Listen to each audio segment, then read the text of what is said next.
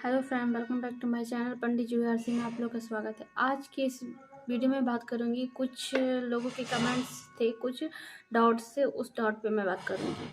पहला मैं कमेंट से लूँगी। इसमें बताया गया है एक कैंडिडेट के द्वारा, क्या मैं मैट्रिक 2014 में पास किया हूँ, ठीक ना, और सर्टिफिकेट में कुछ गलती के कारण वो सुधारने के बाद उसका इशू डेट 2022 था और ओरिजिनल जो इशू डेट है 2017 है।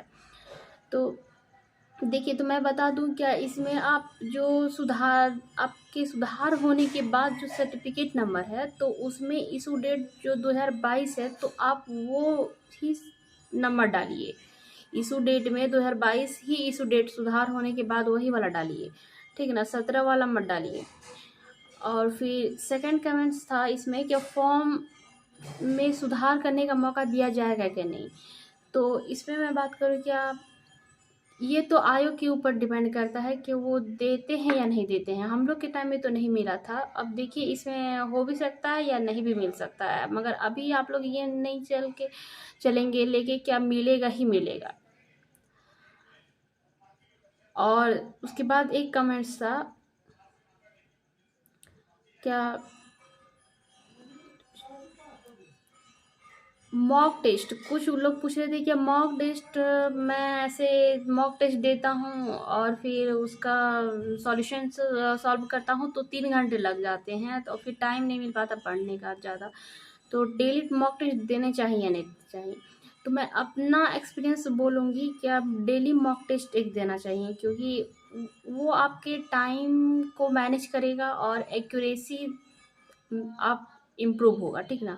उससे आपका टाइम मैनेज होगा और एक्यूरेसी भी इम्प्रूव होगा। तो इसलिए एक टेस्ट दे। और यदि आप बिल्कुल भी बिगिनर हैं तो स्टार्टिंग में अल्टरनेट 1 बाय 1 करके भी दे सकते हैं। जैसे आज दिए तो कल नहीं दिए, फिर परसों दिए, ऐसे करके भी दे सकते हैं। और एक आदमी के कमेंट्स थे, क्या रेसिडेंस है जो रेसिडेंशियल सर्टिफिकेट जो है ना 2021 का है, तो वो चल जाएगा।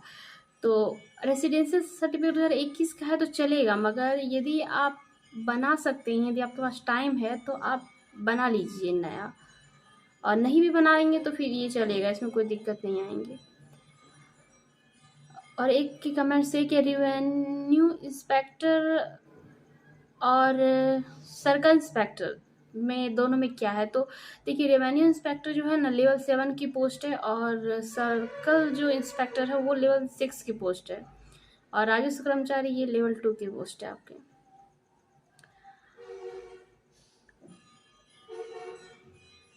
और राजस्व कर्मचारी में कुछ लोग पूछ रहे थे राजस्व कर्मचारी में वेतन कितना है। तो इसमें मैं बात करूँ कि वेतन, देखिए, एक लेवल 2 की पोस्ट है और 19,000 हम लोग का ग्रेड पे है, 1900 ग्रेड पे है, ठीक।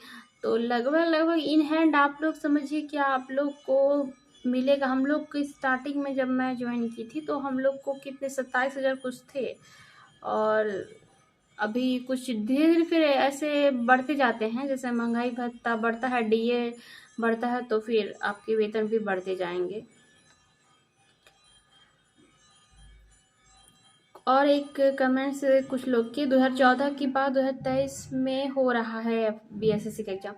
तो देखिए, फर्स्ट बिहार एसएससी का जो एग्ज़ाम हुआ था इंटर लेवल, वो 2014 में हुआ था। उसके बाद ये सेकेंड है आपका जो 2023 में हो रहा है, यानी कि 14 की प्रक्रिया जो थी वो 2023 में पूर्ण कराई गई। अब 2023 में जो भी एग्ज़ाम आप लोग ये फॉर्म भर रहे हैं, ये कब पूर्ण की जाएंगी इसके बारे में कुछ पता नहीं है। वो तो आयोग पे डिपेंड करती है। यदि वो चाहेंगी तो आप 1-2 साल में भी निकाल सकती हैं, नहीं चाहेंगी तो फिर अगला आपका जा सकता है, टाइम कुछ भी हो सकता है। म्यूटेशंस में कौन कौन डॉक्यूमेंट्स लगते हैं, कुछ लोग कमेंट्स किए थे म्यूटेशन में कौन कौन। तो म्यूटेशंस में आपके केवाला लगेंगे, और केवाला जो है, और उसके बाद फिर यदि दर केवाला है, तो यदि आप जिससे लिए हैं वो भी खारिज नहीं करा है तो फिर दर केवाला लगेगा। और उसके बाद आप एक वंश वृक्ष बना के दे दीजिए, आधार कार्ड दे दीजिए, और जमाबंदी नंबर दे दीजिए। ये सारे डॉक्यूमेंट्स लगते हैं आपके। और एक बोल रहे थे बिना टाइपिंग वाला पोस्ट कौन कौन है। तो बिना टाइपिंग वाले 4 पोस्ट से मैं इस पर एक वीडियो बनाई हुई हूँ, पहले जैसे राजस्व कर्मचारी हुए, पंचायत सचिव हुए, और एक पंचायती विभाग में एक क्लर्क के पोस्ट से, ऐसे कुल 4 पोस्ट थे जो बिना टाइपिंग वाले थे। कुछ पूछ रहे थे कि इंटरव्यू होता है क्या, तो इंटरव्यू में बता दो कि इंटरव्यू बिहार एसएससी में नहीं होता है। सीजीएल वाले में नहीं था तो बिहार इंटर में तो नहीं रहेगा, और सीजीएल वाले में भी इंटरव्यू नहीं है बिहार सीजीएल में।